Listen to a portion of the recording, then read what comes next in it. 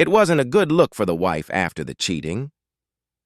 "I've always loved this place. The view is my favorite part." I looked into my wife's eyes as I said this, and there was a smile on her face that said, "You're embarrassing me. Don't stop." Danielle and I were right for each other, and no one who knew us would deny that.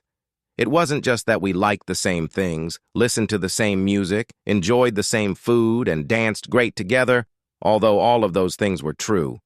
It was about our temperament and values. We looked at things the same way and went through life at the same pace. We didn't always see eye to eye on everything, but we weren't pulled in different directions either.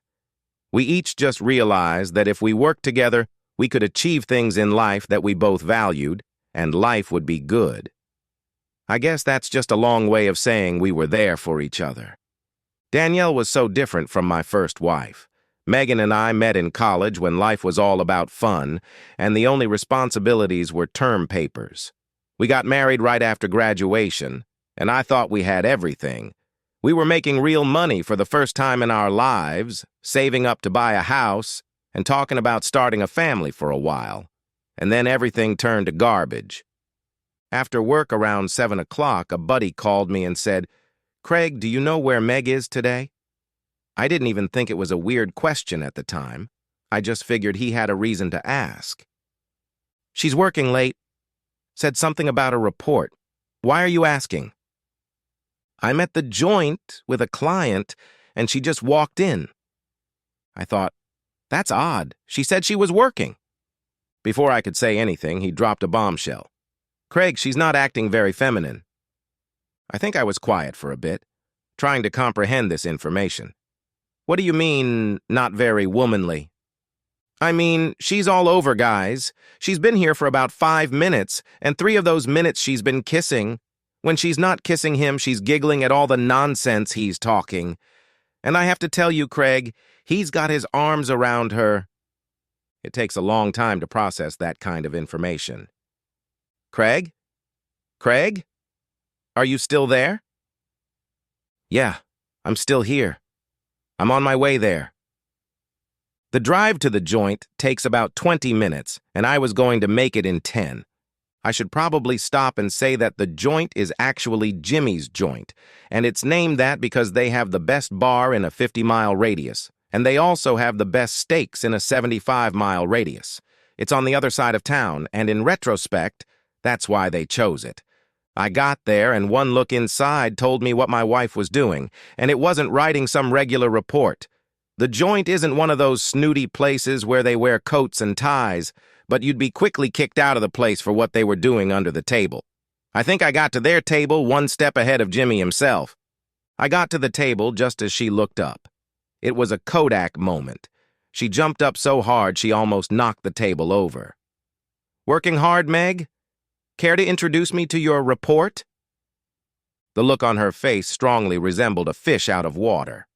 It wasn't a good look for her. "Craig, what are you doing here?"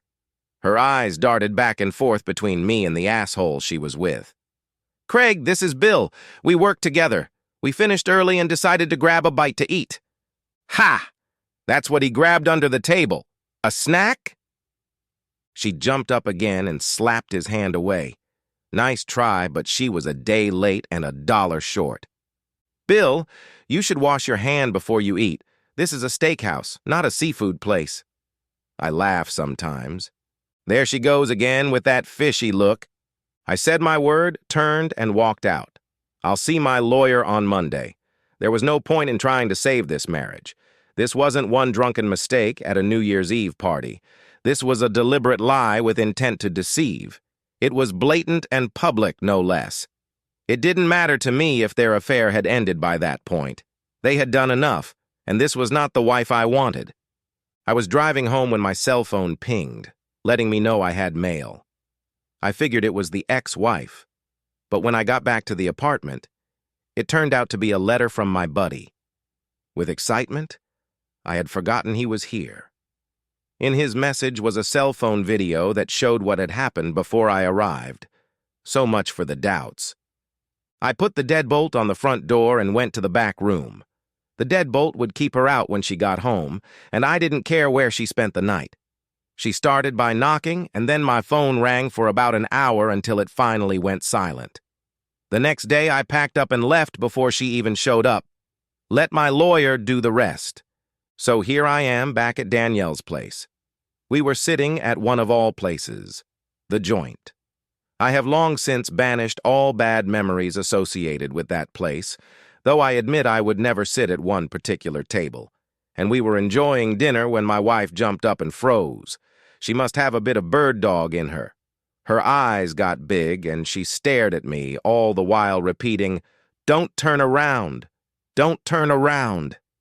Well, you know the first thing you want to do when someone says, "Don't turn around," is to turn around. I said, "Don't turn around." She was as excited as a high school girl at prom. "Why don't you enlighten me?" "Your ex-wife just walked in." Well, that was about as interesting as dermatitis. "And the man she came in with is not her husband." The dermatitis just got a little more interesting. I should explain that she never married Bill. I found out later that he was just the flavor of the month. I also learned that I knew some people who knew some things and none of them ever told me when I could use that information. I haven't lost any good friends to this betrayal, but there are a few assholes I don't invite into the house anymore. She actually married a decent man, and I liked him. He deserved better, but maybe it was her type, gullible. No sooner had Danielle told me what she had seen than she pulled out her cell phone and began recording what was happening for posterity.